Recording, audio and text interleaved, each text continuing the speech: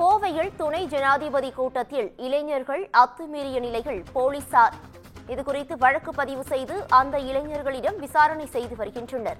இதுகுறித்தான மேலும் விவரங்களை வழங்குவதற்காக எமது செய்தியாளர் ஞானேஸ்வரம் இணைப்பில் இணைகிறார். ஞானேஸ்வரம் வணக்கம். இதுகுறித்தான முழு விவரங்களை பதிவு பண்ணலாம். வணக்கம் பவித்ரா.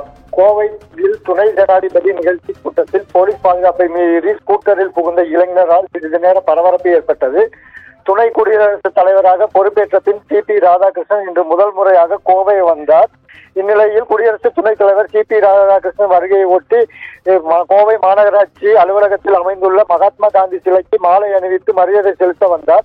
இந்த நிகழ்ச்சியை முன்னிட்டு மாநகராட்சி வளாகம் மற்றும் சுற்றுவட்டார பகுதிகளில் நூற்றுக்கணக்கான காவல்துறையினர் பாதுகாப்பு பணியில் ஈடுபட்டு இருந்தனர்.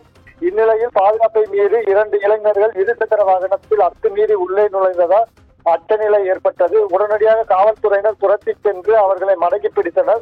துரத்தி சென்ற போது இருசக்கர வாகனம் கவிழ்ந்ததில் இளைஞர்கள் கீழே விழுந்தனர். அவர்களை காவல்துறையினர் கைது செய்து விசாரணை நடத்தி வருகின்றனர். இந்த சம்பவத்தை அடுத்து பாஜகவினர் காவல்துறையினரிடம் வாக்குவாதத்தில் ஈடுபட்டு சாலை மறியலிலும் ஈடுபட்டனர்.